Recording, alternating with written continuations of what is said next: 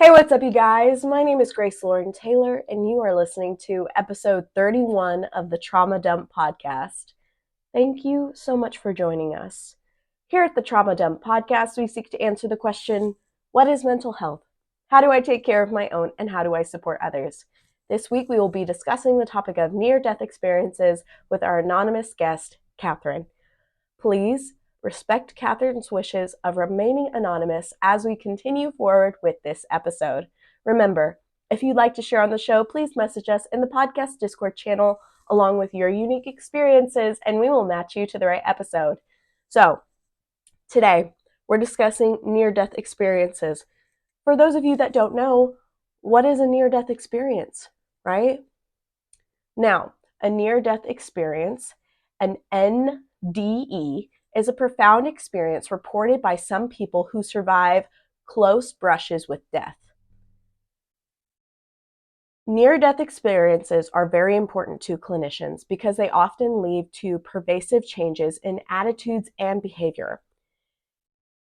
Near-death experiences are often confused with psychopathological states, but near-death experiences also enhanced our understanding of what is consciousness, right? Proposed psychological and physiological explanations lack empirical support and fail to explain near-death experiences, which pose a challenge to current models of the mind-brain relationship. Regardless of their cause, near-death experiences can permanently and dramatically alter the individual experiencer's attitudes, beliefs, values, and life in general. The literature on after-death experiences have focused on the beneficial personal transformations that often follow.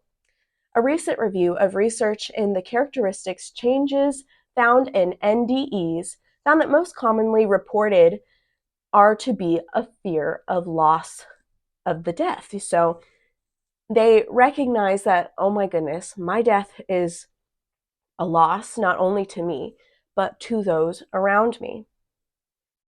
They feel, most people who've had near-death experiences ultimately feel favored by God or some form of deity.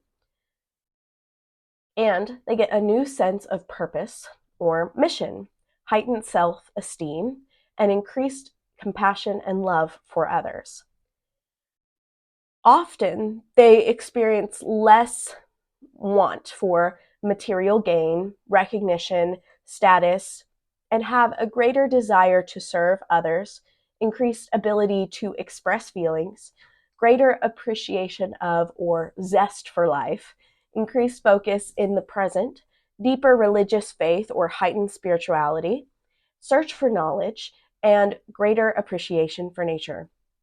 These after effects of NDEs have been corroborated by interviews with near-death experiencers, significant others, and long-term longitudinal studies. So, near-death experiences really help a lot of people.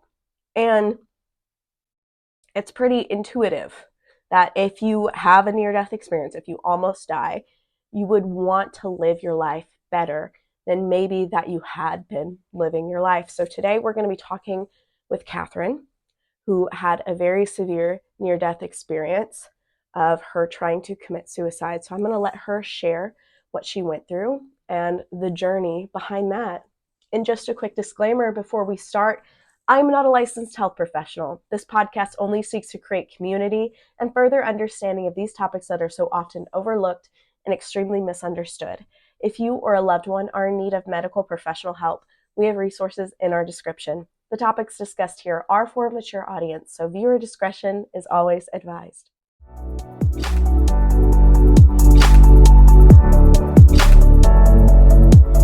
Okay. Welcome to the podcast. Yeah.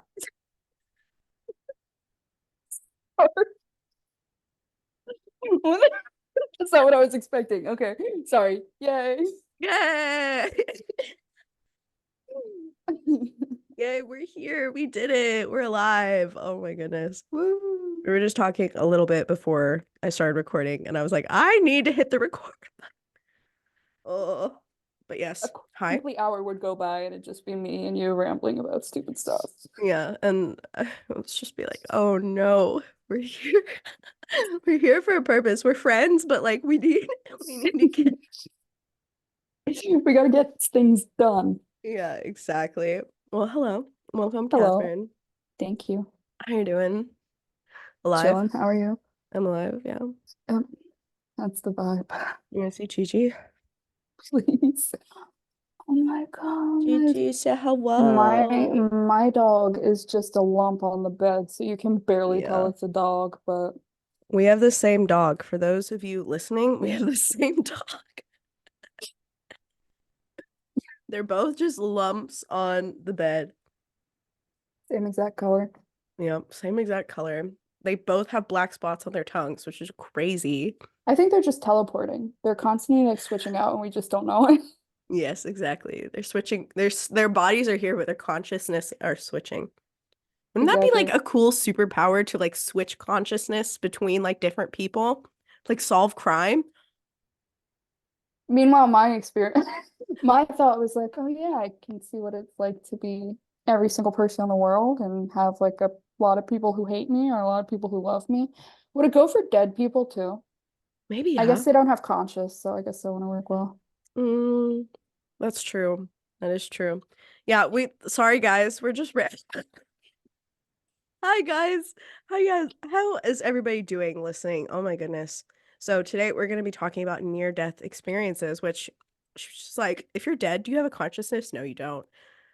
So a near-death experience is a profound experience reported by some people who survive close brushes with death. And they're very important to clinicians because they also lead to pervasive changes in attitude, behavior, faith, and all that good stuff. So the International Association for Near-Death Experiences, which is the IANDS, was founded in 1978 to build global understanding of near-death and near-death-like experiences through research, education, and support. The organization was founded by physicians Michael Sabon, MD, Raymond Moody, MD, Bruce Grayson, MD, and psychologist Kenneth Ring, and medical sociologist John Annett.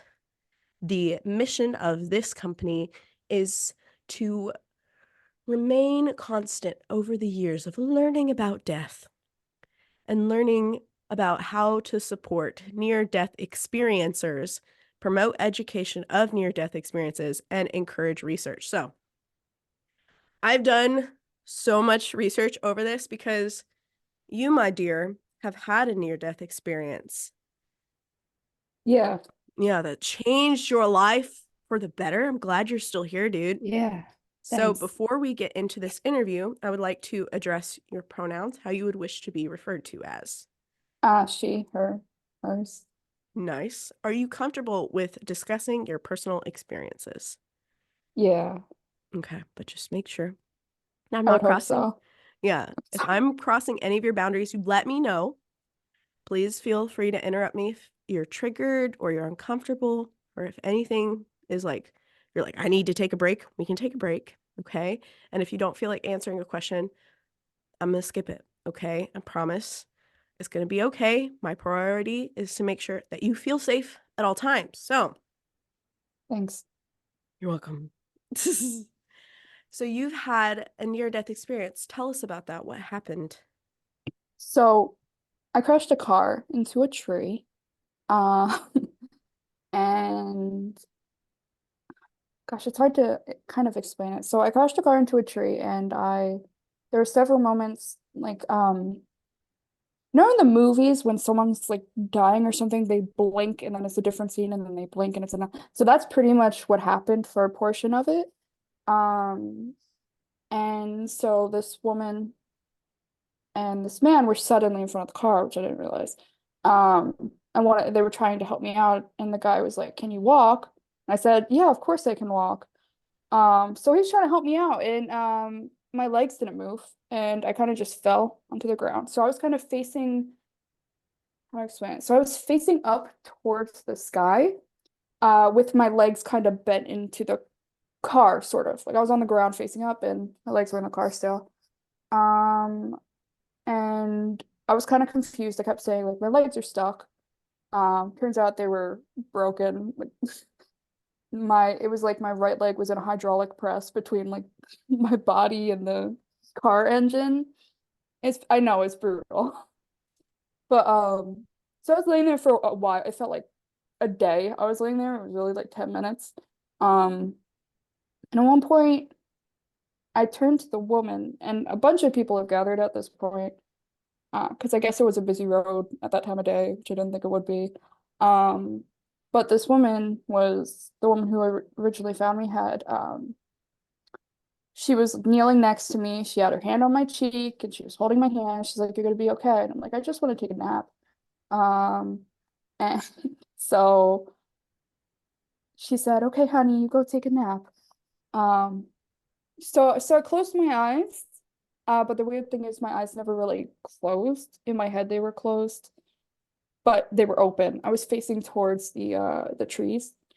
Um, it was in a forest, by the way. I should probably mention that. So there was like just trees around. Um, so I was looking up at the sky, thinking I was asleep logically. Um, and it was super weird. It was kind of like there was no bright light, but it was kind of like I was floating above the car, sort of, but still facing the sky. So I didn't see anything happening around me. I didn't see the car or the wreckage. I just saw trees. Um, and the way I've been trying to, I guess, describe it is imagine you're laying in like a warm meadow on a sunny day and you have no anxiety, no depression, no problems, no stress, and then magnify that feeling by probably like 100. And that's the kind of immense peace I felt. Um, and it was really interesting. So anyway, then I woke up and all that, I guess. I don't know. I came to firefighters and EMTs were helping me out of the car. Um, and I mean, since then, my life has kind of really changed. I mean, there was a point when my dad had first showed up at the scene.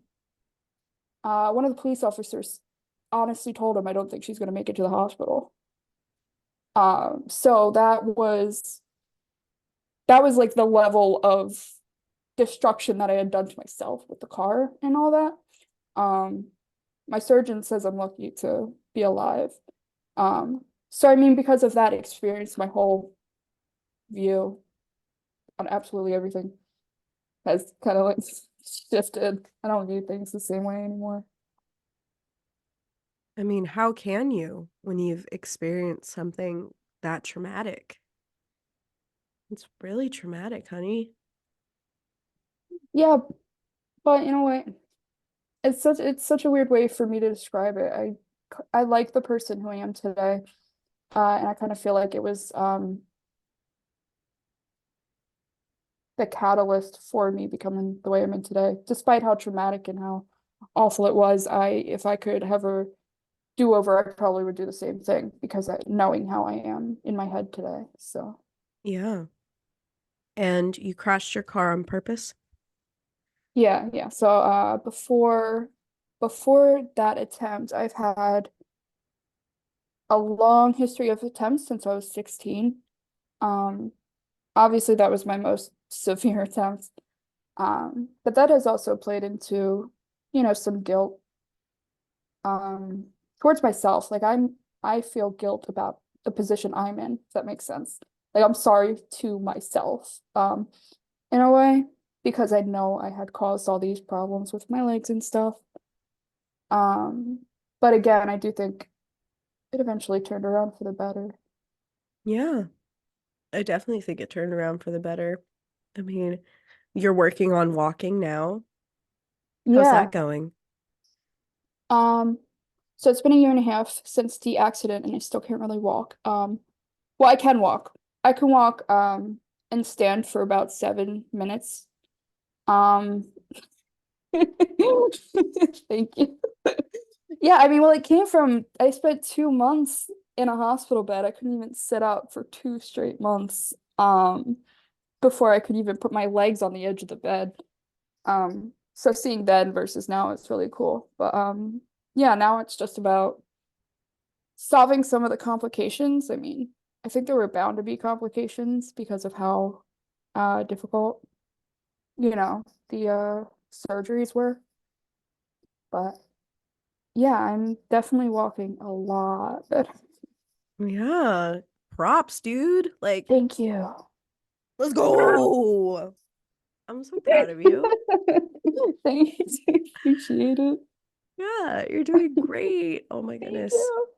It's actually really hard Yeah. to learn how to walk as an adult. Like, I had to learn how to kick my legs, and that was so difficult because I never thought about kicking my legs before and how it felt to even just kick your legs, what muscles you use. Hmm. But now, when I had to relearn, it took months, or not months, it took a couple weeks of practicing just kicking out because I just completely forgot how to do that. So it was very interesting. Yeah. I mean, I've never had something as traumatic as breaking both my legs, but when I was 14 years old, um, I drove, so set the scene. I have a cousin named Ivy Adair who she and I have been more like sisters since we were little. So Ivy Adair and then her brother Coleman and then me, we were the only like cousins for 2 years, right? And so Ivy Adair and I were at her parents' ranch in Durant, Oklahoma, and it was Christmas, and Ivy Adair and her brother and her sister had gotten ATVs for Christmas. And so it's Christmas. It's 7 a.m. in the morning. For whatever reason, Ivy Adair is like, hey, let's go vlog driving the ATVs around. And so I had some practice over that weekend of driving the ATV, right? I had a little bit of practice. I was way too confident in myself. As most people are at that age, I'll be honest. Yeah, I was way too confident. I was 14. Ivy Dare was like 16, 17. So at this time, I also had a very severe eating disorder, and this like comes into play. So I was 130 pounds. I'm like 200 pounds now. I'm 5'6", but I was very skinny, like very skinny. So my gloves didn't fit properly. My helmet was my Uncle Robert's helmet. So I have a lot of hair. I had a lot more hair then, but I have a lot of hair. So like it was just, it Mhm. felt like it fit. It did not fit. Okay. That helmet did not fit. And I was wearing my uncle's hunting jacket. So we're driving around the property. It had just freshly snowed, and I did not know where the trees used to be. So there were stumps under the snow, Oh no. right? And so Ivy Adair, it's her ranch. She knows where the trees used to be. They had just cut down trees. And so she's like, follow me. So we're supposed to be going down this path in between a barbed wire fence and a bunch of trees, but there used to be a lot more trees. So she's swerving around where the stumps are, but you can't see it because it's snowing. My axle, the back of my wheels, hit a stump. I'm like, Ivy Adair. She's not hearing me. I'm screaming, Ivy Adair. And she's still going. Mind you, these machines are loud. So I'm Yeah. screaming, Ivy Adair. I don't remember what happens. Next thing I know, Ivy Adair turns around. She says, I'm spinning out of control, like really fast. She's like, my body is flopping every which way. She thought I was going to run over myself. She thought I was going to fling myself off and run over myself. I'm spinning out of control. I go through one barbed wire fence. I'm like barely holding on. And then my body flies off at the second barbed wire fence, which they're 50 feet apart. At the second barbed wire fence, because my body flies off. Because why? My hair that was to my butt gets caught on the barbed wire and rips me back like against the barbed wire. And I flip upside down. So I'm on my head. She thinks my neck is broken. My helmet flies off. My gloves fly off. She thinks I have died. She's screaming after me. I'm not moving. I'm not moving. I don't remember any of this. I don't know if this qualifies as a near death experience. I don't remember hardly anything. What I do remember is I remember hearing her scream, Gracie, and I lose consciousness. I remember hearing like a motor, and I hear my cousin, her brother, screaming after me, like looking for me, but I can't speak. I can't talk. I'm upside down. So, like, my head is against the ground, my feet are in the air. So, I think he sees me and he's like, I'll be right back. He drives away. Um, then I hear a car motor, and it's my Uncle Robert, which in retrospect, it took them over an hour to find me, which is crazy. But my uncle came back to where I was. He had to drive. They had to clear the barbed wire so they could get to me. And he's like, I hear like slicing. And he has I think a knife or something, but he's like cutting my hair out of the barbed wire because I had a lot of hair because he couldn't get me up. And I remember just like my face was really warm and I couldn't open this eye. This eye was completely sliced, like eyelid was sliced in half. It was super swollen, but I could open this eye and it's just red. All I see is red because my eyelid was bleeding so much that it was bleeding into my eye. Vibes. And I was like, I said, Uncle Robert, I can't move my arm. He's like, don't move anything. He was a very stern man. Like, I was terrified. He's like, I said, I'm sorry. And he's like, well, the ATV is in pieces, so I'm glad you're alive. So he's lifts my legs up. I'm like a rag doll. I'm very light. Lifts my legs up, picks me up like this. Fireman carries me to the car. They drive back to the house. Now, my Uncle Robert is a doctor. He's a podiatrist. He's a foot doctor. But his younger brother, my Uncle Jeff, is a general practitioner. And they're like, dude, you're alive. They're just making a joke out of this. Nobody is panicked. Everybody's just laughing at me. Like, how dare you try to kill yourself? I'm like, I can't move my arm. And they're just laughing their heads off. And then my uncle is like, dude, you're going to need stitches in that eyelid. It's this one right here. I had to get 12 stitches. You can see Oh kind my of. gosh. I almost lost this eye. They Oh thought my at that god. time that I had lost the eye because it was so swollen. And they were laughing? Yes. Yes, they were laughing. So my dad was like, what do I do? Where do I take her? And my Uncle Jeff was like, take her to the plastic surgeon. They didn't take me to an ER. No, they took me to a plastic surgeon that very day. So we're in Oklahoma. My dad packs us all into the car. We drive to the plastic surgeon in Dallas, and they fixed my eyelid, but it was swollen shut for like days. And the guy was like, you are a hairline away from losing your eye. So crazy. But they didn't put me under any anesthesia or anything. He was just like going to Wait, work on my face. So I felt everything. I felt the pull. It was just gross, bro. I felt everything. And then he sewed, I don't know if you can see, but there's like a mm-hmm. line. He sewed my hand back together too, Oh my because my gosh. body was covered like rips from the barbed wire. And the jacket uncle's jacket that I wore saved my life because it was ripped open in so many different places. I could have bled out from the barbed Oh wire my god. because this isn't barbed wire that you guys think that is on top of fences to keep people out. No, this is cow barbed wire. So it's super heavy duty, supposed to keep cattle inside of fences. So I could have died. But yeah, I'm alive. That's I'm alive. So I shattered this whole arm, broke, broke, broke, broke, broke. I think it's so interesting that you're you came close to death and your family was laughing at you. Like I think that's talk about invalidation. Like honestly, that is probably I feel that's one of the most feared things about people I've known who have been suicidal is a fear that their family will hate them or just think it's funny or like just move on and stuff like that. Um I mean, I know people want their family to move on if they ever like if that ever had happened, but I think there is a portion of people who have had attempts because it's the only way to get people's attention. Mm-hmm. Um, and the fact that you've had an experience where completely accidental, but they still laughed at you. That sounds very painful. Yeah. And so after the accident, this was happening, I think it was 2 days before Christmas. So this all happened. So Christmas comes around and my parents still don't believe that my arm is broken. And I keep telling them, I'm like, I can't move my arm. Right. They took me to get my eyelid sewn back together and my hand because it was obvious. But I was like, guys, I can't move my arm.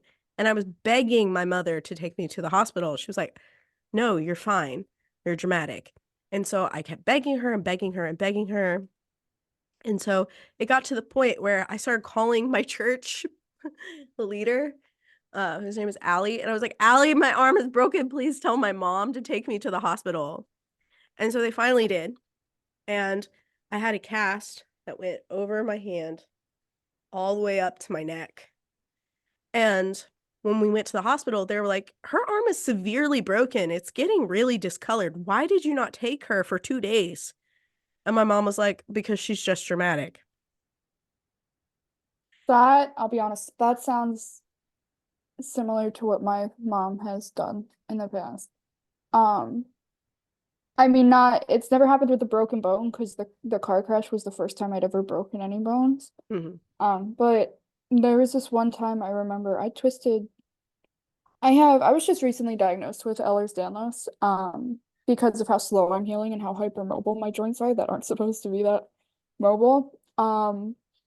So there was a point I used to twist my ankle a lot as a kid. And I was just walking down steps. I was getting ready to film like a school project in Philadelphia, with my friends. And I think I was like 16 at the time, and I stepped on one of the garage stairs wrong. I stepped on it on my ankle instead of my foot.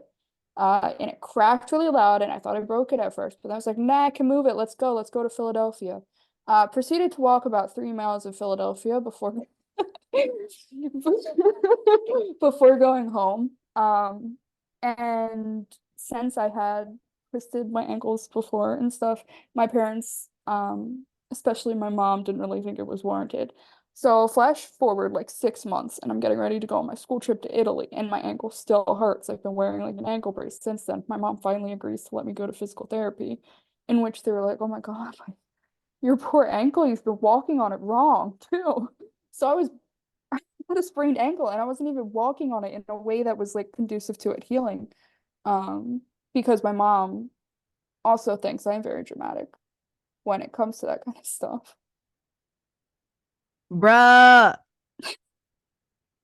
Sorry, it can't see me. Only you can see me because the way that it only records one screen at a time. But Really? all the time that Catherine was talking, I was going, oh, Yeah. So for you guys that are watching us on YouTube, yeah, that's why she keeps sporadically laughing because I'm going like, oh my God. So I have to mute myself because, oh my God, bro, I've twisted my ankle so many times too. But like, we were walking on it for 3 miles. Yeah, we had to get this project done, and it came out really well actually for a history class. Well, great, but like, ow. Yeah, I remember the mom. It was me and three other kids and the mom who was driving us. And I was sitting in the middle seat in the back on the way there with my leg um extended over the console in the front section of the car, wrapped with like an ice bandage around it. Because they did offer to just take me home, and I was no, we're already here and we're going. I'm just stupid. I did this. That's So like when we gaslight ourselves. I'm just stupid for being in pain because our mothers are like, oh, you're being dramatic. Oh my goodness. I have to keep correcting myself whenever I'm in pain of like not gaslighting myself because since my dad's death, or since the accident rather, because my dad was hit by a car and nearly passed away. He actually did pass away at the scene, but he came back and then he passed away at the ambulance and then he came back and then he lived for a year and a half until he succumbed to his injuries in November. It happened in June. But November 2021, June 2020, but Um, I started developing really bad seizures after his accident and seizing whenever I like full on grand mal seizure, peeing myself, seizing whenever I was like experiencing high stress. And my mother doesn't believe me, never will believe me, probably won't. And I'm still trying to get on disability. I applied for disability 2 years ago. I'm still trying to get on disability because even the places that I've worked have seen my seizures and they're like, you cannot work. You cannot work, bro. You what? Why are you trying? So it's I don't know. That's what Gigi's for. Gigi's a seizure alert service dog. Oh, But awesome. yeah, my mother doesn't believe my seizures. So even to this day, I have to correct myself and be like, no, dude, you're suffering. Um, like I have to recognize all of, my symptoms before the seizure and stop myself rather than gaslighting myself and saying, oh, I'm fine, just keep going. Because if I keep going, I'm gonna ultimately like hurt myself really bad, you know? Yeah, I've Ugh. had so I think prior to the crash, my relationship with my mom was good, kind of because I was her puppet and she kind of molded me to want to like her and hate my dad. Um, After the crash, a lot of things sort of came to light, I guess, about her behavior and how she was treating me. And my dad was the only one that would be there for me. To give you like an idea of my mom versus um, my dad drove to the hospital and spent every day with me for 30 days for like an hour each day at least. He almost lost his job because of it, because the hospital was far, but the closing times are, so he almost lost his job trying to visit me. And we would talk the whole time. We would joke. I have videos of me and him just joking in the hospital bed and stuff. My mom, on the other hand, she visited me once or twice a week for 30 minutes and would spend the whole time playing her Candy Crush game. Or Candy Crush! Ah! Okay, I'm sorry. she's on like level 3000 probably now. My mother is the same way. Yeah, Ah! so she would sit in the hospital bed facing me, and I'm there willing, wanting to talk, and she's playing Candy Crush, not paying attention to me, or other times she would take naps. And I literally have pictures of her taking naps for the 30 minutes she spent with me every 2 weeks. And she also went on vacation for a week while I was in the hospital. Uh, I wish they could see you.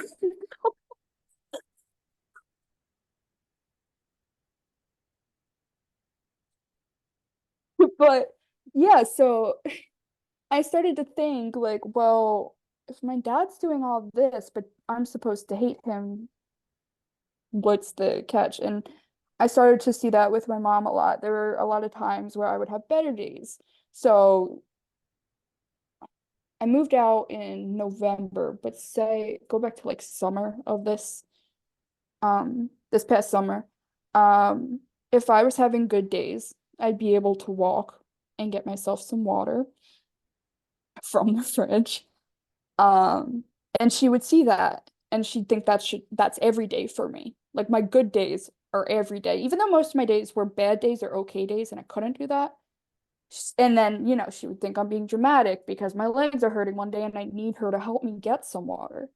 Um, I remember there was a time I was in the hospital bed and it was either before or after I had gone to the hospital for severe dehydration. Like they gave me 200 liters or 2 liters of fluids right away, and I only peed out like 100 milliliters because my body needed that much water. So it was before or after that, but my mom used to get angry that I needed help using the bathroom all the time. Um, I had also had one of those, like catheters in because I can't get up and use the bathroom.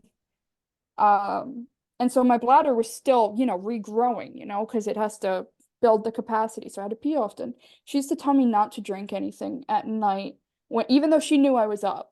She said, well, you should drink less and eat less so I can get some sleep at night, even though home care at the time was an option. So it's kind of like she thinks I'm dramatic about these things that I feel like are basic human things, and Just that kind eat of shifted my less. perspective. Just eat less. Just I eat less. Stop, know. stop drinking. You have to go to the bathroom? Just stop drinking. Stop And it eating. was around the time I went to the hospital for severe dehydration. Oh my God. Severe dehydration. Dude. So again, 2020, after my dad's accident, right? I was at Texas Tech University. But early 2020, everyone had to leave their colleges and go back home, right? My mother refused to have me in the house. So my dad had to put me in the motor home that they would use to go on vacations because she refused. She's like, she's not allowed in my house. She turned my bedroom into her office that she never used. And yeah, so I wasn't allowed in the house. So once July went around, because my dad was hit by a car 3 days before my birthday in June. Once July went around, my brother and I had to go back to Texas Tech. And she was like, no, just stay in the motor home. I'm like, I'm getting out of here. I'm going back to college. And so I brought my brother with me. But because of the seizures, I started getting really severely dehydrated. And I had to go to like the emergency room several times to get an IV to get fluids because I kept getting so dehydrated.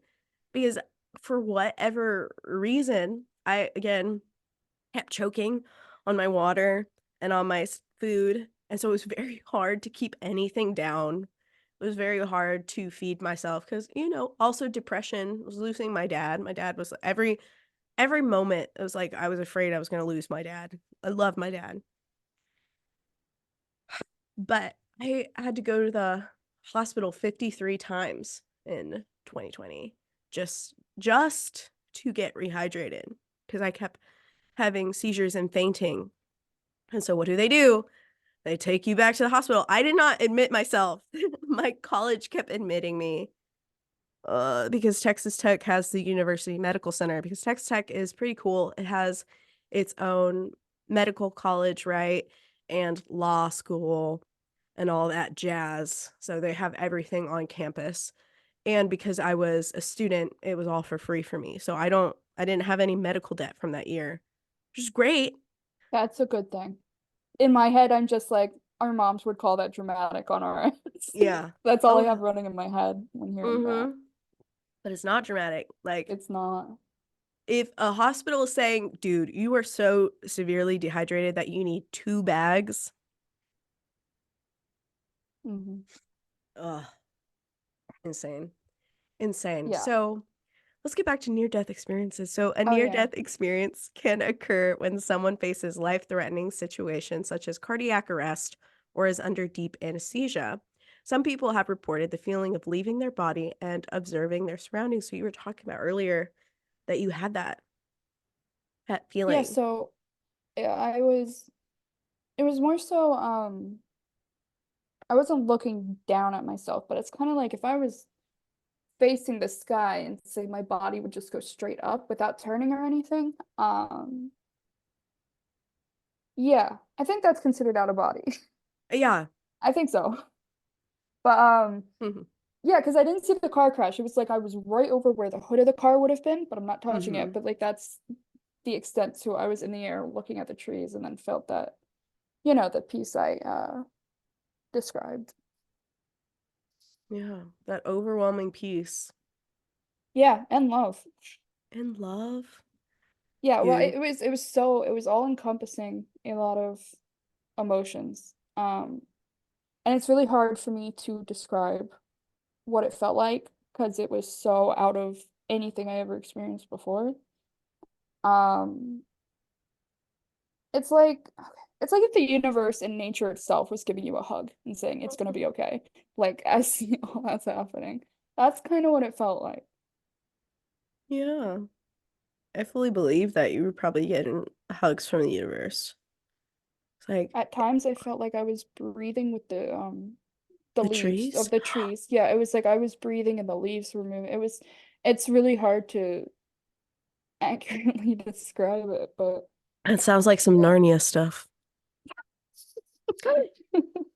Have you I seen, wish. oh my goodness. It reminds me of, wait, so I want to be a film director, right? Hmm. I am technically a director. I have a degree in it. But so trees, Narnia. There's like a scene, I think it's in the second or third book. Oh. Okay, it's Lucy's dream of like the trees. Hold up. Like how she starts dancing and stuff with the trees. Hold up. I'm sorry my screen is dirty, guys, but this is important.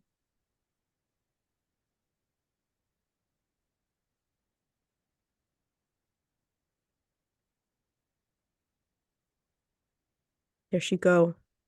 There she go. She run in. This music is also like high key. But like she's going with the trees and like how they're moving. Hold up.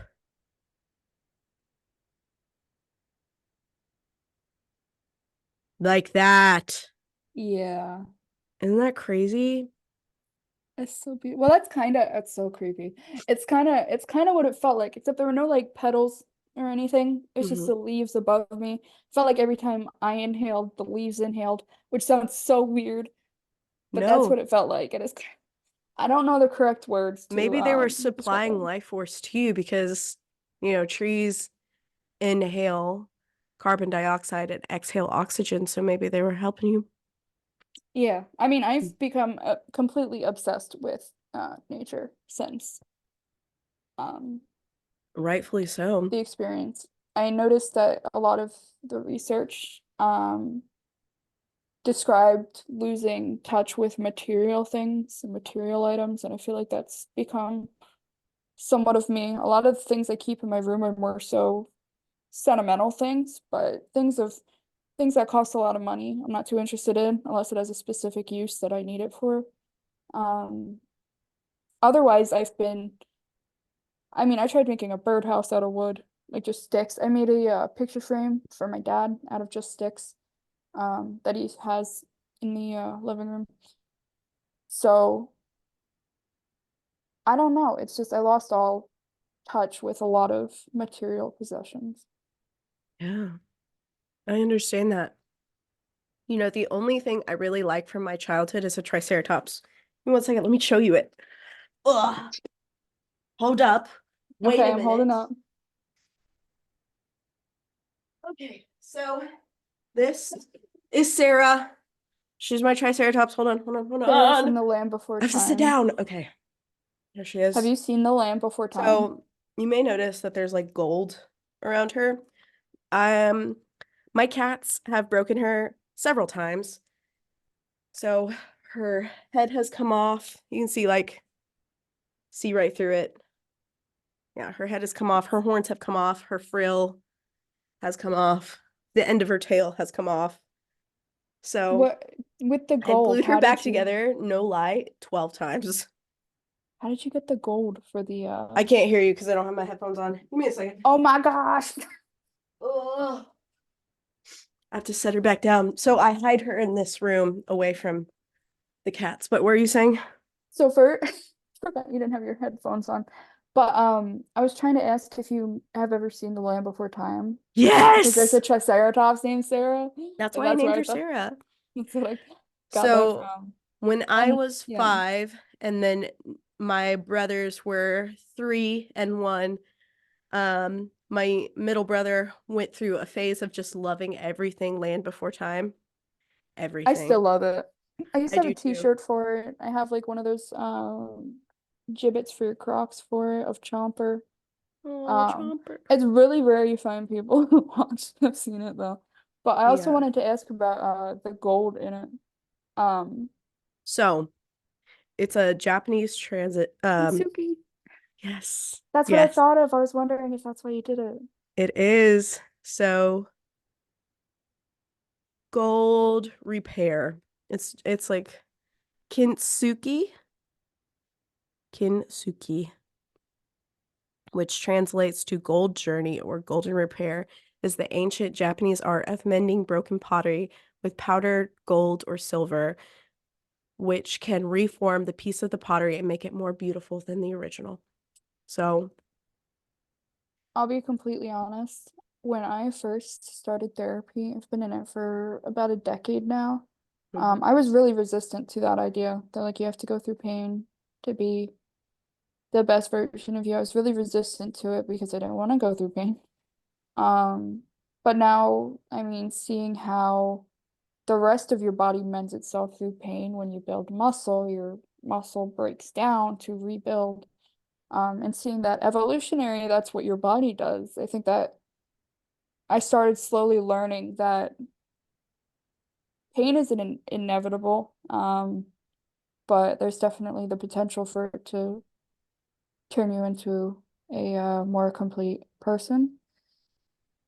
Mhm. I think that Yeah, can be hard to hear myself sometimes too. Um, but yeah, I think it's important. And when we talk about pain, birth is painful, being born is painful, but there's so much joy behind it. Like, yes, everyone goes through trauma. Trauma is a part of life, but it's not who you are, it's what you go through. With anything that becomes something great, right? A caterpillar goes through this long, painful it's into process to mush. become a butterfly.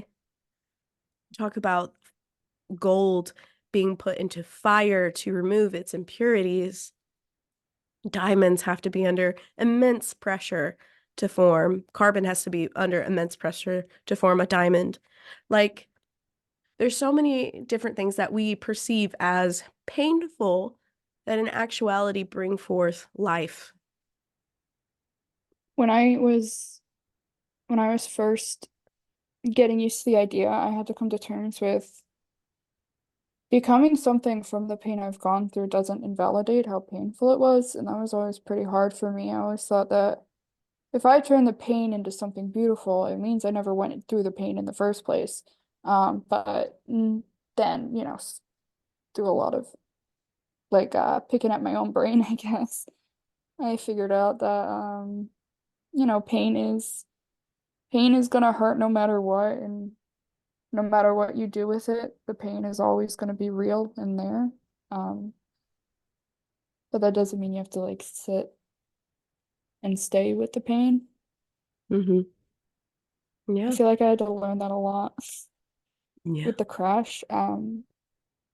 There's a not a psychiatrist, a psychologist, and I forget their name right now, but they were talking about bitterness and resentment.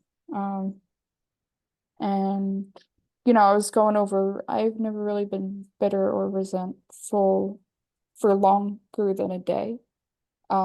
Since the crash, despite not being able to walk and all that. And the psychologist, he says that bitterness and resentment can quickly turn tragedy into hell. Because if you sit with that, you're staying in the pain. I don't know exactly how I want to describe it, but it kind of struck a chord with me. Um, and you know, I'd make something beautiful out of the pain than stay with it and keep it inside in a sense, like hold on to it. I don't want to hold on to it. I want Yeah. to turn it into something else. Yeah. Transmuting pain into purpose. That is the podcast mantra. I want to make it into a shirt. Oh, that would be really Transmuting pain cool. into purpose. But yeah, I definitely agree with that. One of my favorite Latin phrases um goes towards that. And I mean, if it's a Latin phrase, it's been an idea for a while. So, Hmm. but God, I'm gonna butcher this. Okay, I'm gonna butcher this phrase. So the phrase is per aspera ad astra, which means through hardship to the stars.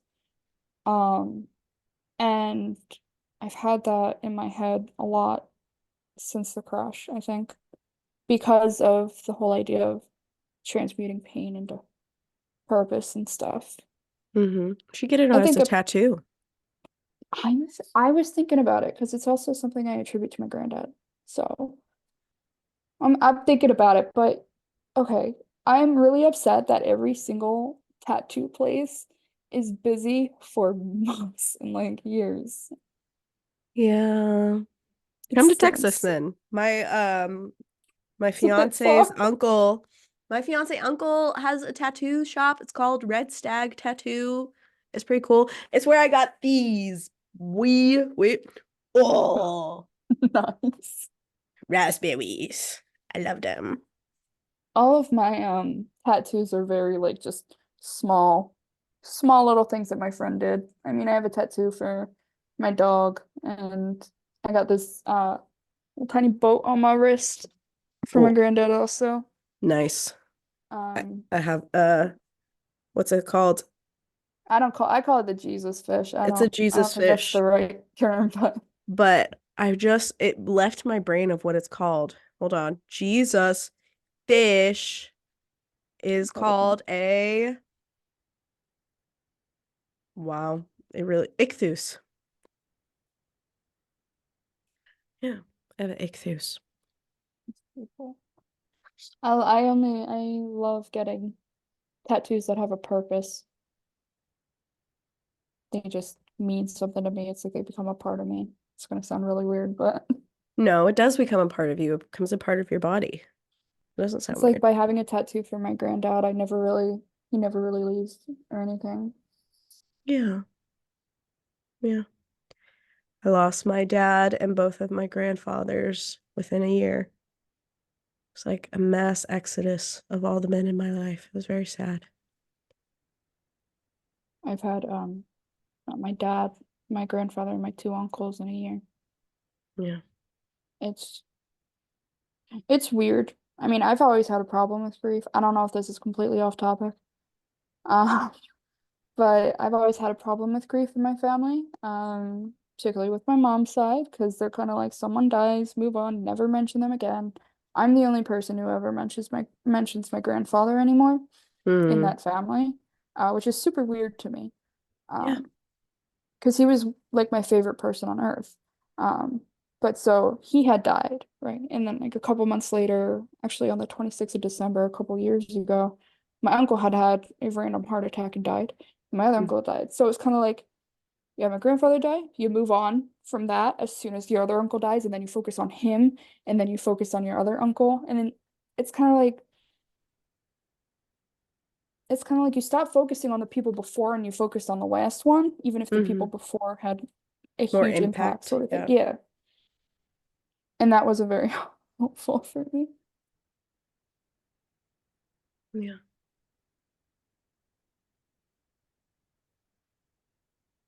Hmm. Have you seen or listened to Hamilton? Yeah. Death doesn't discriminate between the sinner and the saints. It takes and it takes and it takes. Yeah. Yeah. I love some of the Hamilton songs. They've helped.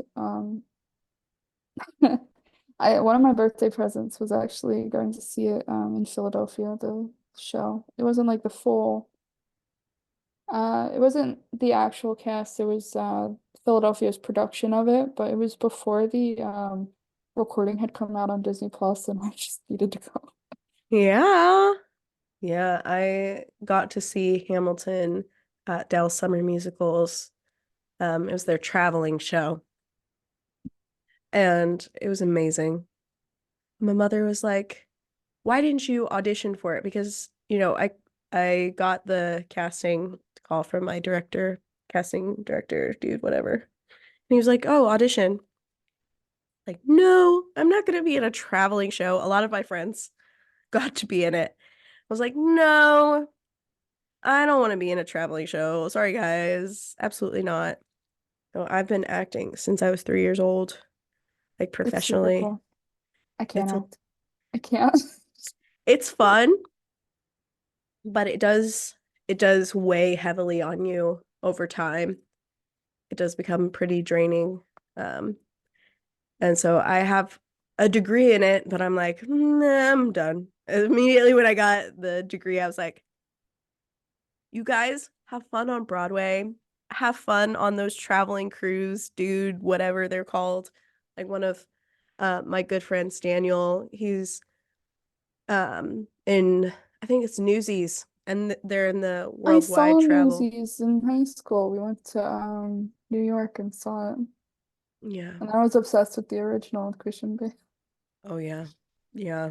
They're pretty cool. And he's like traveling around the world. He keeps sending pictures from like Japan and England and whatever. I'm like, okay, you're not making me jealous. I don't ever want to do that. He's like, oh, you're jealous. You're just jealous. Like, no, no, no. I'm I feel okay. like it's kind of difficult, just going from how it would be difficult if I had done acting or anything.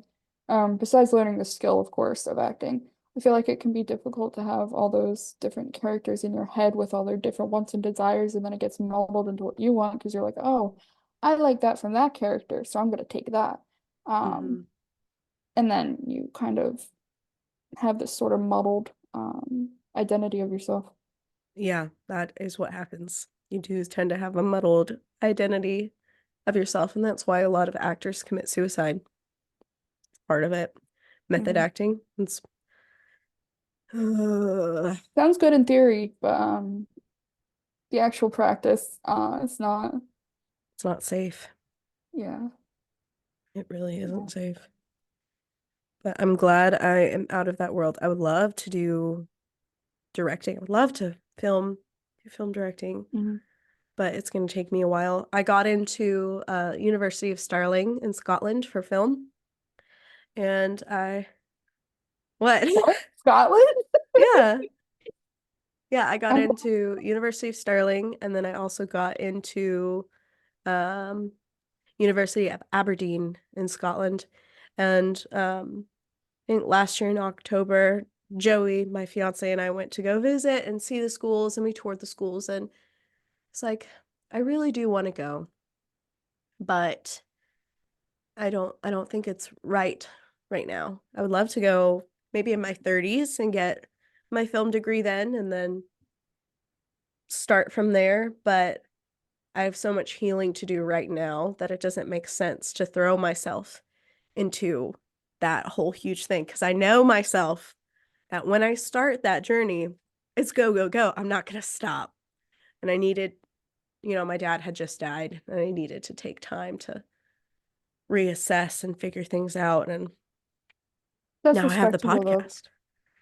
It's I think respectable. that, yeah, to know your limits and know that, because oh my God, and I learned this from my dad, because my dad loves cleaning. And he has days where he's like, if I start cleaning, I'm not gonna stop and I'm gonna get hurt. And even knowing my own boundaries, I know that if I want to go do something someday, but my back's hurting, once I get out, I'm not gonna stop. I'm gonna come home, my back's gonna be 20 times worse. Um, So I think it's respectable to know yourself enough to know what's healthy, even just in the short run and the long run. So yeah, respectable. Yeah. And I have limits. I really want to, I want to make movies, but when you become a director, it becomes like your whole life. And I don't think I'm ready for that yet. That level of commitment. And I don't want to ever let anybody down, you know? I know I can be ready eventually, but Yeah. I'm 23. I don't think I'm mature enough to run that all at this time.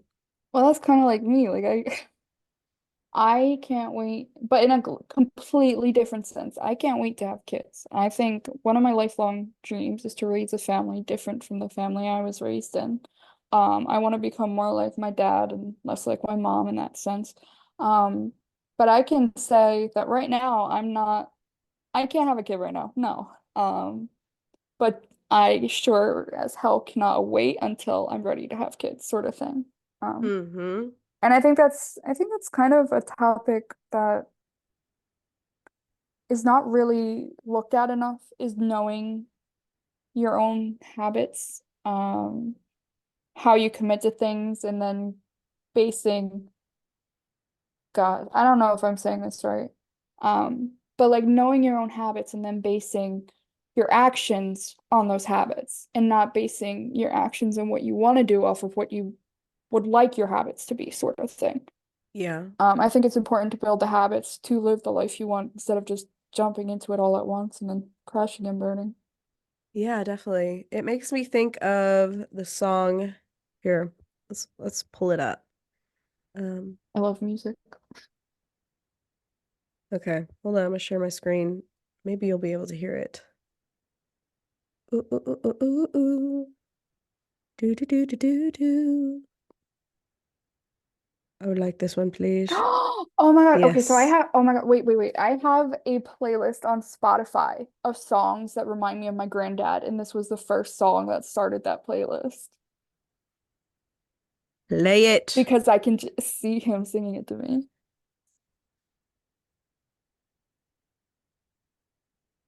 Can you hear it? I can't hear it. I'm gonna cry. Can't I can hear it. Why can't you hear it? I don't know. Why can't I hear it? No, no. Advanced It's okay. sharing settings. Wait. Hello. I hate to Audio use Bing. settings. Okay. I'll just sing it. Okay, that works. That works. Okay. Slow down, you crazy child. You're so ambitious for a juvenile. Oh, I love that song so much.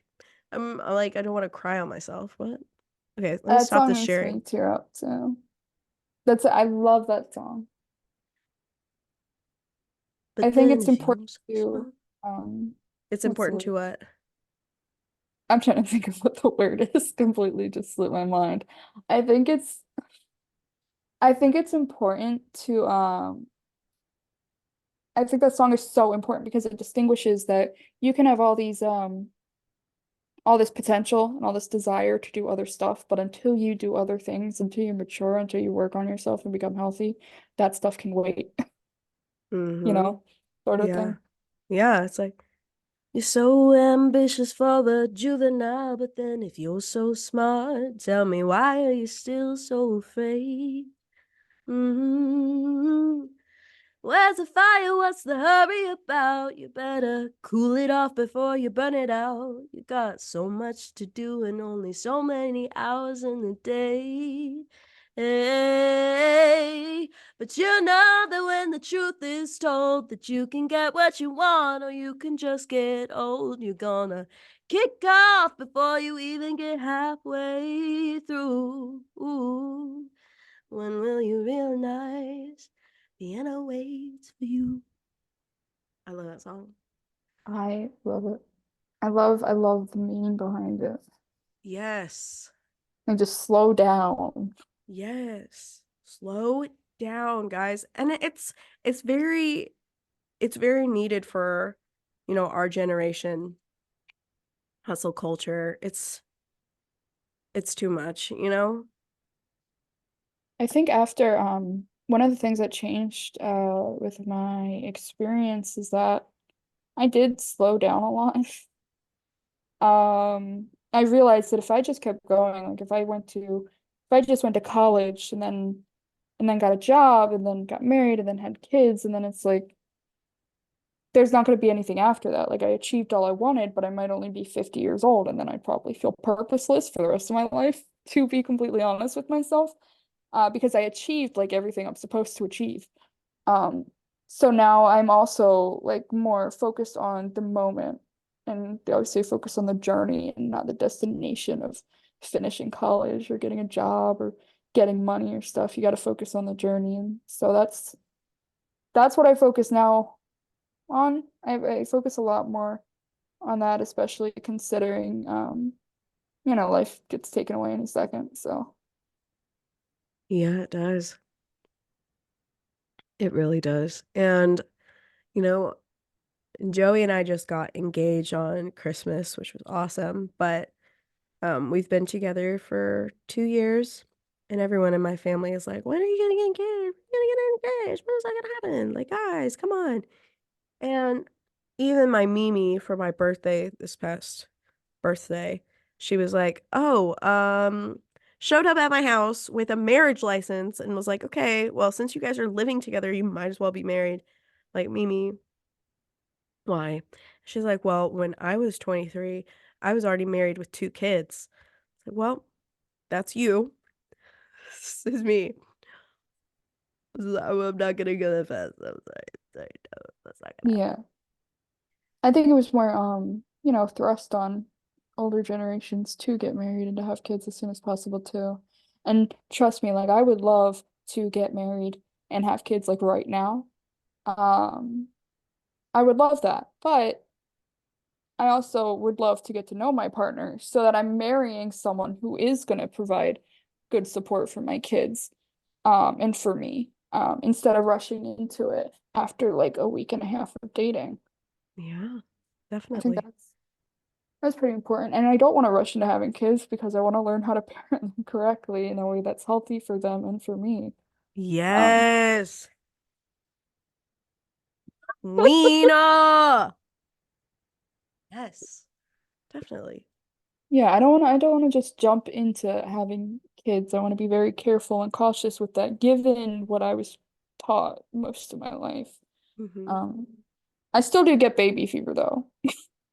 I see people on Facebook having kids and I'm like, oh my God, I wish I could have a kid. But logically, I know I can't right now. Yeah. Oh yeah. That's all over my Facebook. All of my college friends are like getting engaged, getting married, having babies. I'm like, dudes, calm down. Because genuinely, there's no rush. And when you become a parent, your life is focused around your children, how you're impacting them, raising the future generation. Mhm. And like PSA to everyone listening, it's okay to be selfish and have time for yourself after you're out of college. Start working on yourself, start building things for yourself. That's okay. That's Especially after you necessary. have kids, you don't have time to work on yourself because you're working on your kid.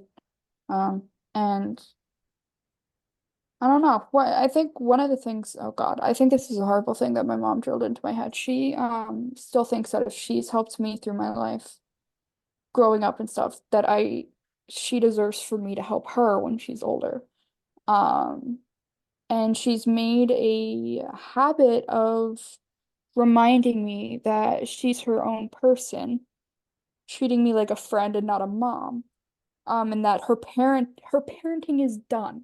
That's she's like, I should not have to parent you for the rest of your life. Oh And I'm my like, God. I I'm don't want to listening. become that mom. I want to be ready to dedicate myself till I die to my child when I have kids. Like that's what I want. Otherwise, I do think I'll become bitter and resentful, honestly. I think I would. Um, Yeah. and I don't want to Dude, be that. that's exactly what my mom did. So, here, this is time to set our mothers on fire. Okay. A little segment of the podcast that we call it set them on fire. Okay? So, um my mother right after the my amazing dad who dedicated his life to taking care of his children once he had his children. Like he loved us with an abundance of love, respect, everything. I love my dad with all my heart. He wanted to do everything for us. Once I went to college, my mother refused to pay for my tuition, even though she said, and I quote, I will only pay for your college if you go to my alma mater. And I will only pay for your college if you come home every weekend and clean my house. My dad thought that was fucking ridiculous. He did. And so, um, one weekend when we had auditions, because I was in college for acting, theater, directing, all that jazz, um, my dad was like, hey, you have auditions this week. He reminded me. I was like, yeah, I have auditions. I don't think I'm going to be able to come home, especially if auditions go well. If I get to the next round, I won't be able to come home for the weekend. And he was like, no worries. You break all the legs, break every single leg, and do your best. Turn off your phone. Turned off my phone. Um, Once I turned it on, like a day or two later, um, I had hundreds of missed calls from my mother, all screaming at me, hundreds of text messages calling me all the words. And so I texted her back and saying, hey, sorry I couldn't come clean the house. And I said, I really don't need to be yelled at. And I have it right here of what she responded. She said, maybe you do. Maybe that's exactly the kind of mistake with big enough consequences to get yelled at. And I said, why do you have to be such a bitch? And she said, all right, I'm out. There's no coming back from that one. And I said, why? And she said, you're going to have to ask your father for things, you ungrateful cow. I don't want to ever hear from you or see from you ever again. Yeah. Yeah. That I Yeah. have a problem with my mom somewhat similar. And tying this into the whole near-death experience thing. Like I said, she was like my best friend before the crash, and then I started seeing the flaws, and now she hates me and I hate her after the crash. Um, which I think also can attest to the changes I've had in my head, since the death experience. But she's threatened to sue me. I brought this up to you. She threatened to sue me for defamation. She's not a public figure at all. In fact, she just works at a hospital. That's all. That's the only thing of prestige that she does. She's threatened to sue me for posting pictures, actual hard proof of things she's done. Um, it's ridiculous. There's times she said god awful things. This one time she was mad at me and said she could see why my ex, sexually abused me and stuff. And then the next day completely denied it because that's what she does. She says it, then denies she ever said it. And then says I'm lying and making her a bad person because that's what she said, sort of thing. It's really convoluted and confusing. Um, but anyway, it's like I have all these things she said to me, right? And she denies she ever said them and also threatens to sue me if I ever talk about them publicly. Um, and it's been, I think, harder considering like she threatens to kick me out for a while, even when I was in a wheelchair, had nowhere else to go. Um, she kicked me out on Christmas Eve one night, like 11 p.m., then denied she ever did it. Um, it's like all these things. It's hard. I don't know how to reconcile it in my head. I really don't. It's just how does a mother treat their child that came out of them so awful? It's so confusing to me. I don't get it. I mean, I can get it because of, you know, their upbringing and stuff, but it's so confusing. Yeah. It doesn't make any sense. It really doesn't. And it's ridiculous. So my mother, right, she wanted nothing to do with me. That was 2019. And then 2020 comes around. She doesn't want me to live in her house. Um, refuses to pay for my college. So my dad had to do it himself and make an individual bank account to pay for my college, like separate from her. And so once the accident happens, she takes me and my two minor siblings, they're still minors, off of the car insurance, health insurance, phone plan, iCloud, everything. And so I had to figure out how to pay for all three of us and everything, figure it all out myself. And it was crazy. It's crazy. She's ridiculous. And after my dad died, she refused to go to his funeral. She made me homeless. And yeah, she made me homeless. And I just found out in September of this year that she got engaged to a man she started dating a month after my dad died. So a month after he died, she refused to go to his funeral because his funeral was a month later. So we're like, oh, she's already dating a new dude who was 30 years old. She's in her late 50s. So he was 10 when I was born. That's crazy. And yeah, she moved him into her house. She stole my dad's truck from my little brother and gave it to her new boyfriend. And then I just found out that she got engaged to this guy September this year. Didn't tell any of us kids. And then I found out from my best friend who lives upstairs. We've been best friends since we were 15. She lives upstairs. She came down. She was like, "Did you know your mom's married?" It's like, "What?" It's like, "Did you know that your mom is married?" She's posting all over Facebook that she eloped with her beloved. And she got married on the anniversary of my dad's funeral. I'll be honest. Your dad reminds me of my dad.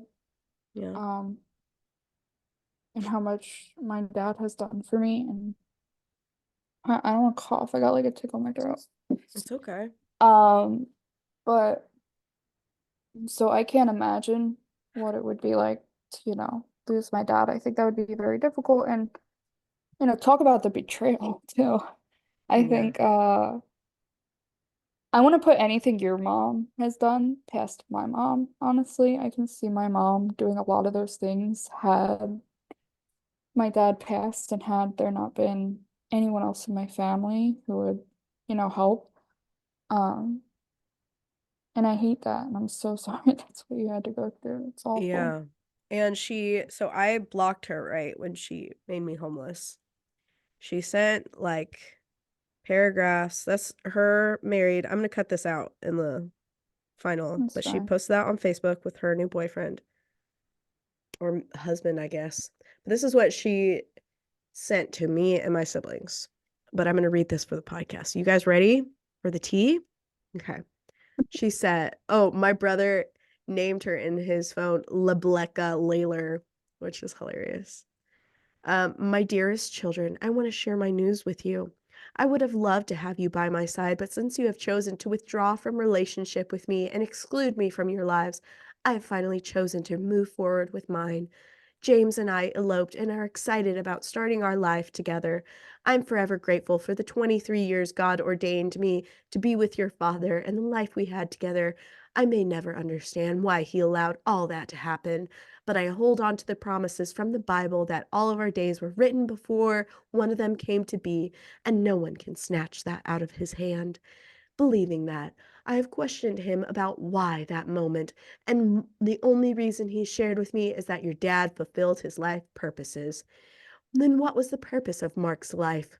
Someday we may see fully, but for now, all I can make up for it was that the last thing that your dad did was to tell your brother to come back home so we could be a family again. Ridiculous. And That's a a weird day thing of hiding behind religion. Yeah, and she's like, "A day or two later, your dad was ripped from our lives." No, he was still alive. He was in a very horrible accident. He was still alive, but she's trying to act like he died that day. Ripped from our lives. I know he would grieve for what we have gone through and what has become of us. I have continually sought the Lord for wisdom and discernment and prayed for all your ongoing healing. I hope you will accept my decision and be happy for me that God has sent me another man to love me with all his heart and walk with me through my grief and recovery, which is far from complete. James has the utmost respect for your father and the family we raised. He isn't a replacement. No, because he's a toddler. And no one could ever take your dad's place for any of us. But he's totally committed to loving me and walking with me all the rest of my days that God has ordained. I think it's so despicable that she mentioned that your dad would grieve. Oh my God, it's so weird. But I think it's just so despicable that she said your dad would grieve for what has become of you guys. I think he would grieve for what became of her, but I think he would still be extremely proud of you if your dad is anything like my dad. Oh, And yeah, I think that's my dad so would be just that's so just proud. I feel like that's just a smear on his name, and that's Oh, yeah. gross. It's disgusting. It's disgusting, it's despicable, it's deplorable, it's all the D words. Yeah, she's Mhm. crazy. She's out of her mind. Um, like how dare she sum up my father's life as the one good thing he did was to ask my little brother to come home. Yeah, that Which, too. why was my little brother away from the home? Let's Because ask of her. ourselves that. My little brother, who she completely disowned, made live with our grandparents, that it's his permanent address, made live with our grandparents because she said, "I don't want to be his mother."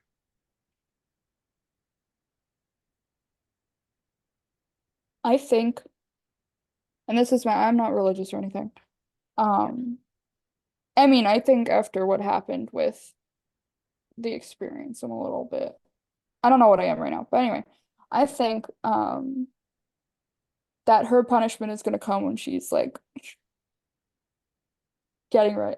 At least with my mom, I know that my mom's worst punishment is probably gonna come when she's on her deathbed and no one's really gonna be there with her. Um, and I know she's probably gonna be blaming everybody else to the day she dies. And she can, that's fine. Her punishment can be to live in a life of misery where everything is everyone else's fault. Um, I think that's punishment enough, to be honest, to be that miserable. Yeah. Um, but that's just it's just gross. It It makes me is feel gross. icky. I don't like it. Oh yeah, it's disgusting. Her whole behavior, her mannerisms have always been disgusting. She has never had a good intention in her body ever, ever. And a lot of people will be like, oh, well, she's a narcissist. She's been through a lot of trauma. I'm never going to deny that. But she has created so much more trauma than she's ever It's not an experienced in her excuse. life. Yeah, It's it's not not an an excuse. excuse. It's not an excuse. Um, I will not deny that she has went through trauma, you know? Not going to deny that, but she is a despicable, evil person, and I will never have her in my life again. Period. Point blank. Ain't no way. You know, she stole my social security card and my birth certificate and refused to give it to me after she made me homeless, so I couldn't get a job.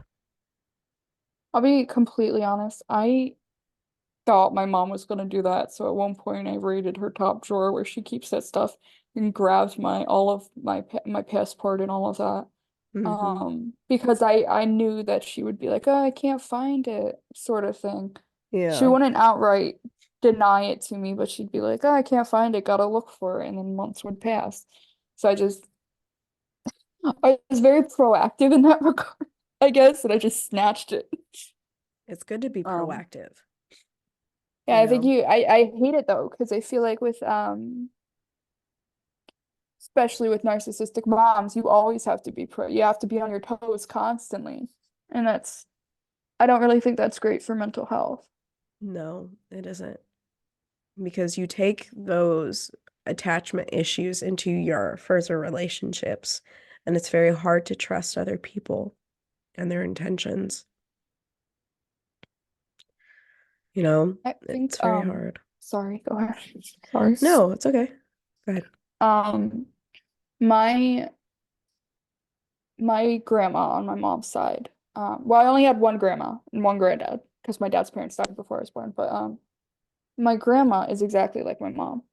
Mm. And so you can see it's generational. The weird thing is, my grandma's a narcissist. My granddad was the nicest person in the world. My mom's a narcissist. My dad is the nicest person in the world. I think I was lucky in that regard, though, to have like those positive male um, role models, at least from an early age. Um, I think that when you have one mentally ill parent, most of the time it translates into having two mentally ill parents. Just based on like statistics of narcissistic relationships, and their children. So I think I was very lucky in that regard, but it's still interesting for me to see like the correlations between my family and my grandma's family, sort of thing. It's very interesting. It is interesting. Let me ask you this question. Speaking directly to our listeners, what would be your message about healing from trauma? I think I think there's a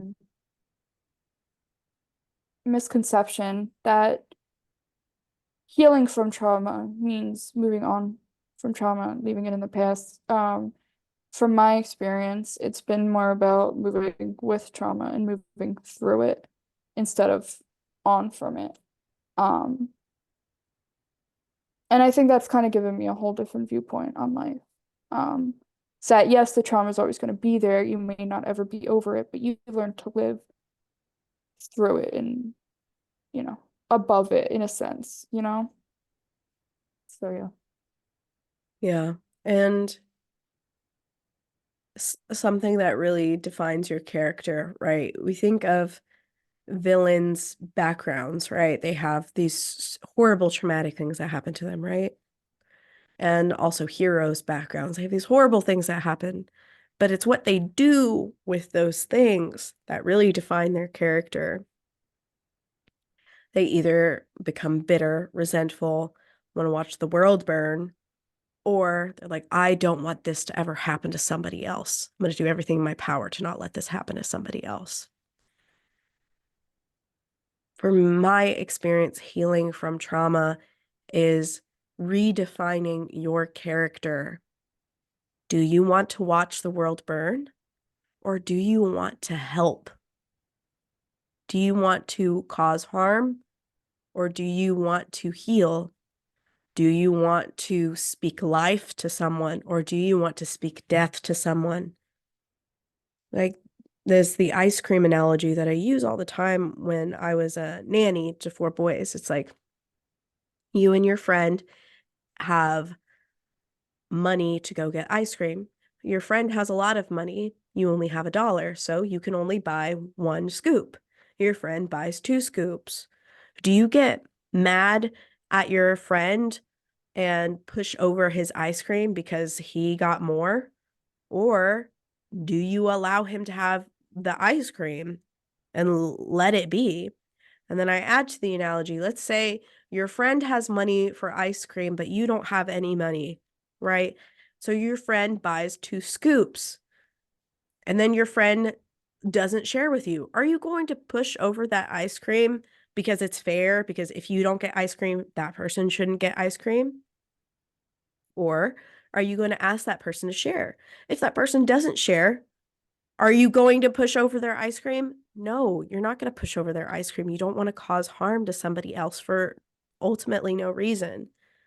And it's like, let's say that your friend doesn't have any money for ice cream and you do. What are you going to do, boys? And they're like, we're going to share. Yes, you share what you have, but you don't take away from someone who has more. There's no reason to take away from someone who has more unless they got that unfairly. Let's say that kid pushed you over and stole your money to get 2 scoops of ice cream. You don't push them over, okay? You go get an adult. You get an authority to speak upon your behalf, because when you're taking things into your own hands, it's vengeance. You don't need to take vengeance because vengeance corrupts you. And let me just say, those 4 boys that I raised, A tier.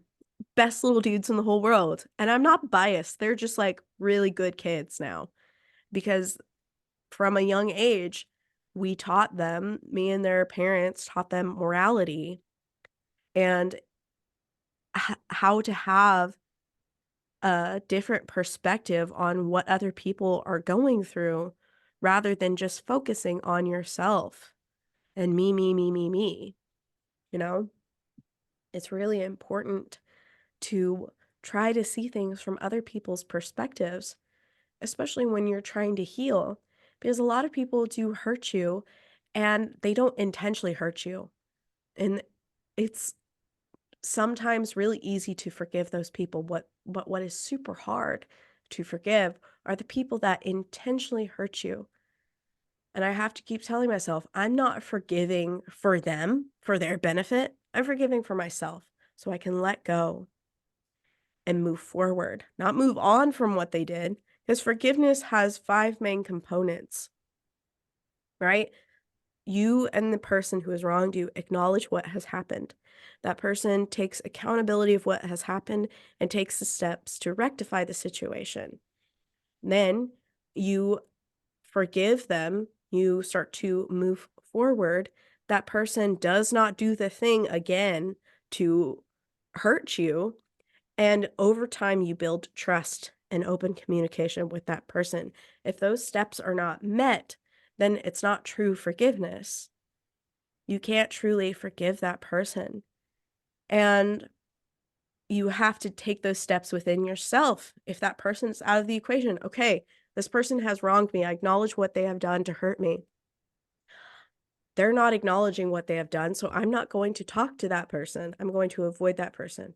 I'm going to start building trust and communication within myself when I see these patterns of people that I'm just going to avoid them. You take those steps, you forgive yourself, you move forward, and then you continue to seek out people who do not show those patterns, right? That do not lie, do not cheat, do not steal, do not, um, what's it called? When they ignore your feelings. Invalidate? Yeah, they do not invalidate your experiences, your feelings. And it helps. It helps a lot. And now I'm surrounded by people that love me and care for me and show compassion to what I'm going through. If someone doesn't show compassion to what I'm going through, then they don't deserve to be in my life. They're not understanding. Like, how can we have a conversation, you know? No, How I, can I I agree with all of that. vibes? I was gonna say with the ice cream example and analogy that you had brought up, I think growing up until maybe I was like 22, um, so really I guess until the crash, I was taught by my mom that if someone else has more than me, that I should get mad at them. Like if I have a friend who is able to afford more clothes than I can, well, that's a bad friend, sort of thing. That's kind of how I thought. And now, I'm cultivating like happiness. I'm excited when someone can get something, even if I can't get it, because I'm excited to see them excited, and that makes me happy. I think that also came with like my loss of material, like my loss of material things is getting happy when other people can get something, because I'm just so excited that they're happy and they can get it. But I think growing up, I was raised to hate everyone that had more than me. But I do know it's possible to change that. So It is very possible to change that. You know, greed is a human emotion that is cultivated through your parents. It isn't it isn't really inherent like greed.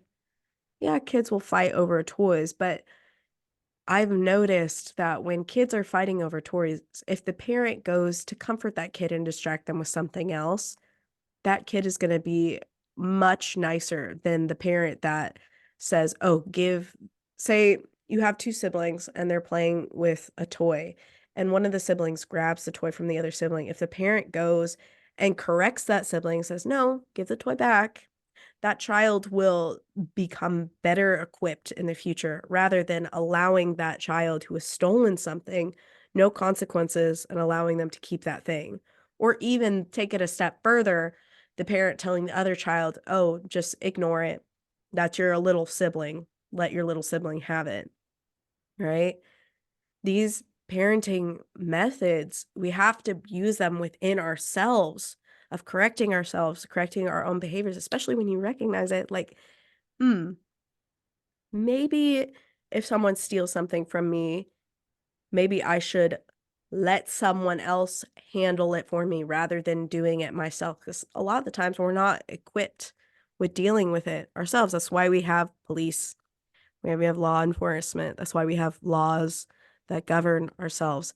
Because if someone goes and, hey, shoots your dog, you're not supposed to go and shoot that person's dog, right?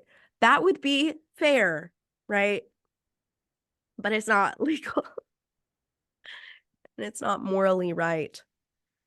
You know, I am so sick and tired of people saying, "Oh, but that's not fair," and being so angry about something being perceived as not fair. Fairness doesn't really exist in life. Naturally, it doesn't. It really doesn't. my mom said one of her catchphrases was, "Well, that's not fair. Like I shouldn't have to do this," sort of thing. That was one of her Yeah. catchphrases. Something I had to learn about myself because like my mom never really taught it to me. Um, I did want to share Mm, just Um, I guess just like one of the things that's helped me become who I am is I don't think this is like a thing in school. It should be a thing in school. It's not. But determining what values are most important to me. Um, and there's a website that I wanted to know if I could put on the Yeah. like link down in the description. Where you have like a list of values and it gives you a bunch of What is it starting called? ones. Personalvalue.es. Well, yeah. Personal values with a dot between the U and the E. Personal values with a dot between the U and the E. Yeah. Okay, I found it. Vibes. And so basically it gives you a bunch of like a whole list of values and you pick the ones you want to focus on the most and then it compares all of them to give you the list of the ones that you have deemed most important in your life to focus on. Um, and that's definitely helped me remember like what I want in life. Um, because if I just go around thinking I know what my values are, but I never sat down and actually fleshed it out, um, I found that I don't really become the person I want to be that well. So Yeah. I mean, that makes a lot of sense. And I'm going to put that in the description for some resources and recommendations that you want to share. So I think that's a really good one. 10 out of 10. That's a really good one. I want to do it. I want to do the it test. does take time. Okay. Because well, depending on how many values you pick, because you can add more too. But there's 50 to start out, and you can pick which one you want to do the comparison little thing with the most. Ooh. But I mean, sitting there and actually thinking, well, which one is more important to me between you have love and family, and picking which one is more important to you in those values, and then, it ranks them all. And um, yeah, that's helped me, I feel like, become a better person is hashing out exactly the values I have in life. Yeah, I think that would be super, super beneficial to help people go forward with understanding themselves because, to know thyself is one of the biggest achievements in life. And you keep changing and growing throughout life to continue to understand and show compassion for yourself. It's really, honestly, one of my life goals is to understand myself, why I behave the way I behave, and then by extension, understand why others behave the way that they behave so I can better understand them, be equipped to deal with what I'm going through? I think a lot of happiness and progress in life comes from knowing yourself first. Mm-hmm. Mm-hmm. Kind of like you were talking about with the acting and having all those characters muddled in your head. Um, it doesn't really give you a great direction on where to go with life. So I think actually I feel like one of the first steps to becoming like the best person you want to be is to actually know yourself. Yeah, And I think that's really hard. It's a difficult thing to do though, but I think it's really worth it. it is worth it.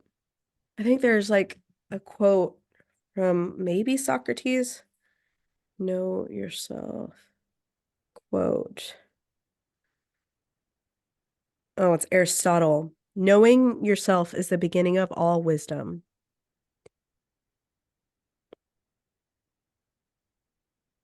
Yep. Mm. Knowing others is intelligence, but knowing yourself is true wisdom. Yep. Yeah, I think it's hard to look at ourselves for lots of people. I think that's why it's considered wisdom because it's not like you just naturally gain it. It's something you work towards. It's not. mm-hmm. There's a difference between knowing yourself and knowing someone else completely. Um, as you know, Aristotle is a Mm-hmm. as he laid out. Yeah, I think it's a lot harder, it takes a lot more work and insight to know more about how you act and to face the negative parts of yourself than to just see it in other people. yeah, definitely. I mean, honestly, I found a lot of behaviors in myself that I absolutely despise when I see it in other people. And that's kind of given me a road to go with. correcting my behavior and having the self-discipline to become the person I want to be. Mm-hmm. I think the only thing that I ever despised about myself was how I let my mother and other people walk all over me. And the radical change that I've made is to be extremely selective with the people that I allow to know me, like to know my weaknesses. Because, dude, I attracted so many narcissists, right, in college and because of all the stuff that my mom did. And then when I finally was like, hey, I'm just not gonna let this happen anymore, a lot of people in my life just went like scattered. When I stopped being a doormat, when I Yeah. stopped working super hard to make people like me, that was always my goal, was that I would be tolerable to other people, which is ridiculous because I am a cool person. I'm just like, what? Why was I don't I? know about that. You don't think I'm a cool person? How dare I'm you? kidding. I'm so sorry. I'm so sorry. No, you're You awesome. know I'm a cool person. How dare you? No, you're pretty cool, I I already guess. know you know I'm a cool person. Don't even lie. You're lying to yourself. Okay. You're showing some tendencies, but that's fine. I don't know. I don't know. We're working through it, right, Gigi? Oh my gosh. You want to see where my dog has gone? Yes. He just put his head out. Oi, Hopper, look at us. Look at the camera. We gotta see you. Motley, Mott, come here. No, Motley. look the other way. Look at. Okay. I think that's the best you're gonna get. Motley, come Nice. here. I'm trying to push him. He doesn't move. Motley, come here. I Just can't. He just groaned at me. Lassie. Lassie. He's way too lazy. Oh, Oh my God, in the middle of the night, and I just have to like kick him several times to get him to move. It's like not moving. I mean, he's 110 pounds, so it's like a lot of leg power for me, but he yeah. still doesn't move. Yeah. Well, how you doing? You doing good? I'm chilling. What about I'm what about you? You good? chilling. I'm alive. This is a good episode. I'm proud of you. Proud of you. Thank you. You're Proud of welcome. each other. Thank you. Yeah. Thank you. Yeah. Um, Send me your mailing address so I can give you a sticker. Wait, I get a sticker? That's Yeah. new. I You get can't. a sticker. Wait. Womp. Oh, okay, I can see it now.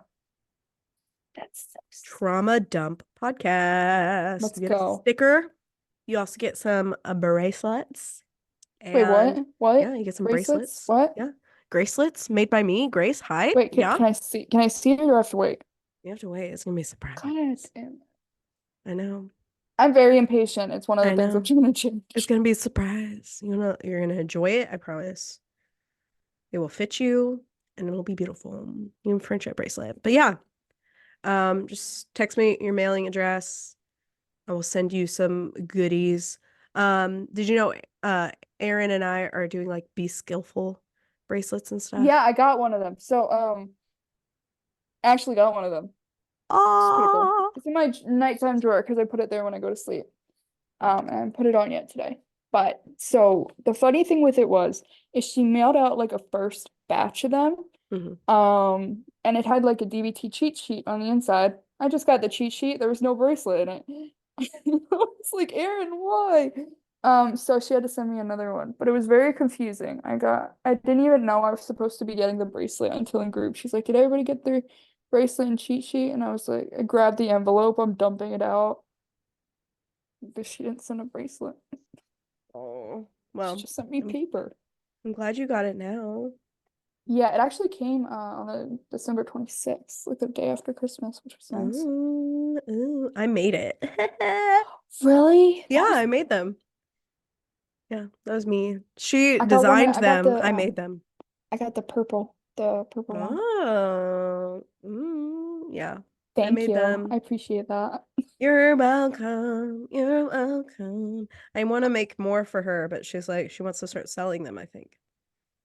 So Oh yeah. that'll She was be talking about interesting. that. She'll build her own DBT empire. Yeah. I'll just be like the little slave worker, like.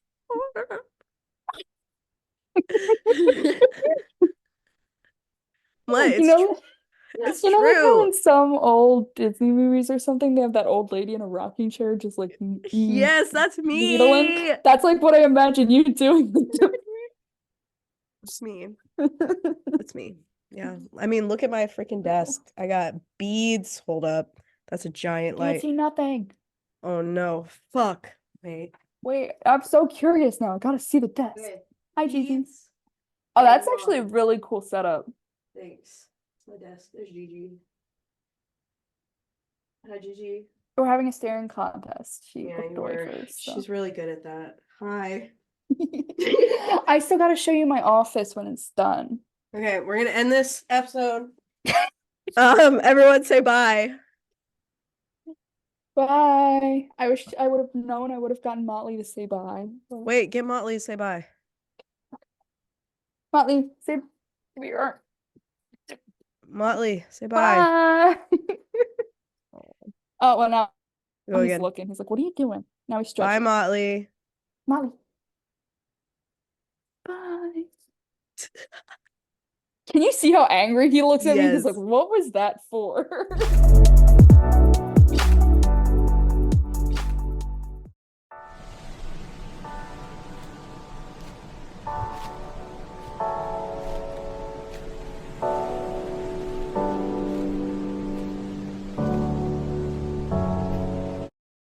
Hey guys, I'm looking at you. If you like what we're doing here on this podcast, please hit the like button, please hit the subscribe button down below, and hit that bell so you can get more notifications every time we post. But a little reminder, we post new episodes every Sunday at 1 p.m. Central Standard Time. So I'd love to see you guys next week. Let's get into this episode. This is the outro. Outro time. Hey, if you're watching us over on YouTube, here are our memes of the week, carefully curated from the members on our Discord server. Let's get into those memes.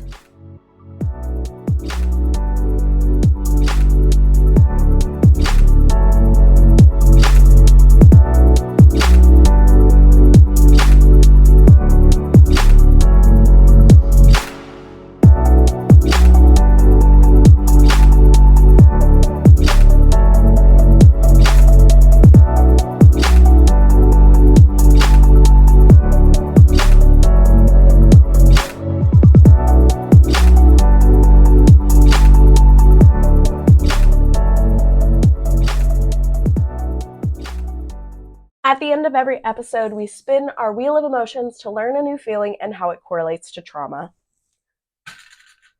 Ooh, excited, surprised, ooh, energetic, eager. When you have a near-death experience or something that changes your life, alters it for the better, you can be super excited about it. I've actually had a near-death experience, which we got into in this episode, where I crashed a ATV, a four-wheeler, through two barbed wire fences, split my eyelid open, shattered this arm, had to get stitches on my hand, had to get stitches in my eyelid. And yeah, that was crazy. I was 14. And it really did make me want to start doing things for myself. You know, up until that point and still past that point, I had lived my life for other people, to serve other people, and not in the sense that was fulfilling.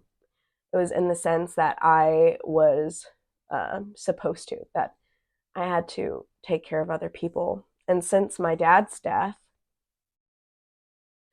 I have started living life. I'm about to cry for myself. And for the people that actually want what's best for me and actually care about me. So too often I was surrounded by people that didn't give a damn about me, and now I'm not.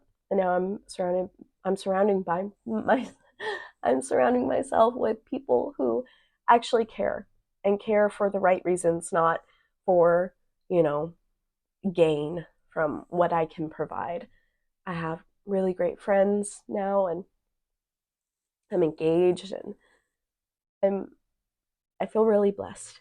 I'm really happy for my life. I'm excited of what life has to bring for me. And that's a first. Thank you guys. Thank you guys so much for watching. Thank you. Please hit the subscribe button if you're watching us on YouTube. Please hit the like, share it with your favorite people. And if you're listening to us on Spotify and Apple Podcasts, please share the show and rate the show. It helps us out a lot, and it helps get these episodes out to more people who want to be trauma informed. Special thanks goes out to all of our Discord users. Thank you guys for being on the Discord. Thank you for sharing. Thank you for providing peer support to one another. It really means the world to me. And just a quick reminder before we part, this podcast seeks to forge a strong community. So please don't hesitate to join our Discord, to share with others memes, and make some friends, guys. It's amazing. It's anonymous, and we wish to create a place where you can be heard, so please don't hesitate to join us. You are needed and appreciated, and we'd love to meet you, know you, and support you. And if you'd like to support this podcast, we have a Patreon. Different tiers can get you a bracelet or a sticker, and we also have a bonfire where you can get custom apparel designed by yours truly. Any support helps us out a lot. The links are in the description. So thank you guys so much for watching. Remember, you are capable of a fulfilling life in spite of your circumstances and your trauma. May you rise again from the ashes and be filled with peace, hope, love, joy, and understanding. I'll see you guys in the next episode. Mwah! Go live life. Bye.